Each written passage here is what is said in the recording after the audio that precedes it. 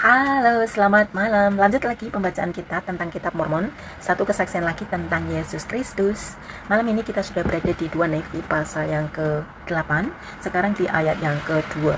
Pandanglah kepada Abraham bapa leluhurmu dan kepada Sarah dia yang melahirkanmu, karena aku memanggilnya seorang diri dan memberkatinya. Jadi kita semua tahu siapa Abraham. Dia adalah seorang tokoh yang besar, yang dimana Tuhan sendiri telah membuat perjanjian dengan Abraham bahwa melalui dia semua bangsa di muka bumi diberkati.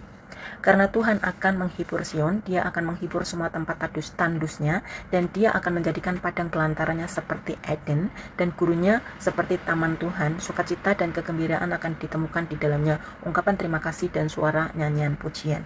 Jadi di ayat yang ketiga ini berbicara mengenai orang-orang perjanjian Tuhan. Dia akan memberi penghiburan kepada orang-orangnya, orang-orang yang telah mengikat perjanjian dengannya, orang-orang yang sudah ditebus maksudnya.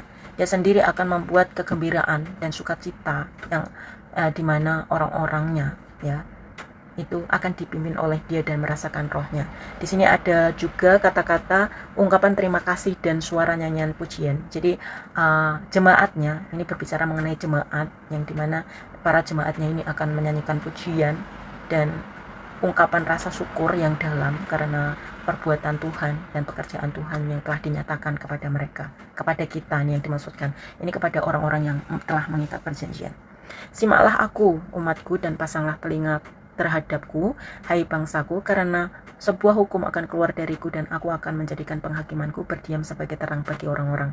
Jadi ini berbicara mengenai umat Tuhan ya. Simaklah aku, umatku, dan pasanglah telinga terhadapku.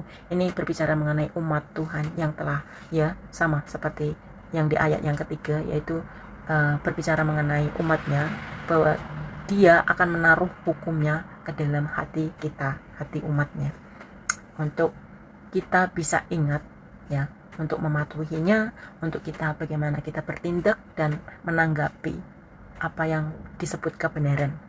Oke, di ayat yang ke-5. Kebenaranku mendekat, keselamatanku tersebar luas, dan lenganku akan menghakimi orang-orang. Pulau-pulau akan menungguku, dan pada lenganku akanlah mereka percaya. Oke, di ayat yang ke-5 ini berkata tentang dia, kebenaran dia itu akan benar-benar terlihat. Bagaimana pekerjaan dia itu benar-benar akan dinyatakan, akan tersebar luas. Ini yang dimaksudkan adalah bagaimana misionari akan mengabarkan Injil Yesus Kristus ini kepada orang-orang ya, dan itu akan didengar oleh pulau-pulau lain gitu loh. Banyak pulau, banyak negeri yang akan mengenal dia. Ini mengenai pengabaran Injil Yesus Kristus di seluruh bumi. Angkatlah matamu ke langit dan pandanglah bumi di bawah, karena langit akan lenyap seperti asap dan bumi akan menjadi usang seperti sepotong pakaian, dan mereka yang berdiam di dalamnya akan mati dengan cara yang sama. Tetapi keselamatanku akan ada selamanya dan kebenaranku tidak akan terhapuskan. Ini berbicara mengenai dunia yang akan lenyap. Tapi di sini mengatakan tetapi keselamatanku akan ada untuk selamanya. Jadi keselamatan yang dijanjikan oleh Tuhan itu bukan cuma keselamatan selama kita di dunia aja, tapi ini adalah keselamatan kekal yang dimaksudkan. Itu akan kita bawa sampai ke dalam kekekalan. Simaklah aku, kamu yang mengetahui kebenaran, orang-orang yang dalam hatinya telah aku tuliskan hukumku. Jadi hukum Tuhan ini sudah tertulis di dalam hati kita.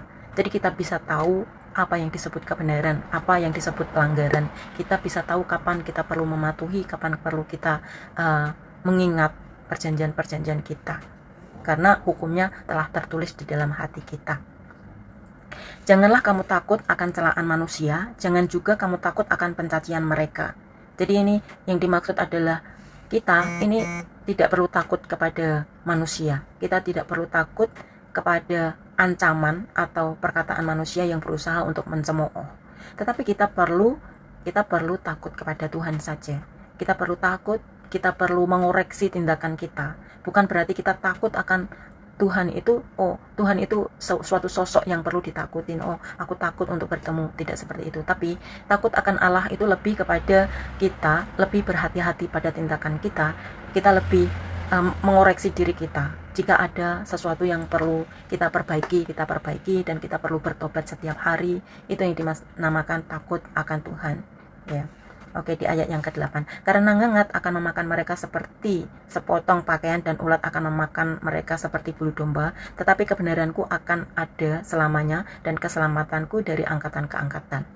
Jadi ini juga berbicara mengenai dunia yang mungkin saat ini kita lagi nggak bahagia, atau kita lagi menghadapi orang yang mungkin berusaha untuk menjatuhkan kita, atau masalah yang sedang kita hadapi yang bersangkutan dengan orang lain atau dengan hal-hal dunia di sekitar kita. Tapi itu diingatkan bahwa itu semua tidak ada yang abadi. Kita perlu terus memandang juru selamat, kita terus perlu memandang kepada Tuhan karena Dia itu kekal. Jadi kita perlu memandang jauh ke depan bahwa hal-hal kekekalan itu benar-benar ada. Karena Dia berjanji, tetapi kebenaranku akan ada selamanya dan keselamatanku dari angkatan ke angkatan. Jadi kita perlu menaruh harapan terus dan terus. Tidak boleh goyah dengan apa yang kita hadapi saat ini, terus mematahkan harapan kita kepada Allah.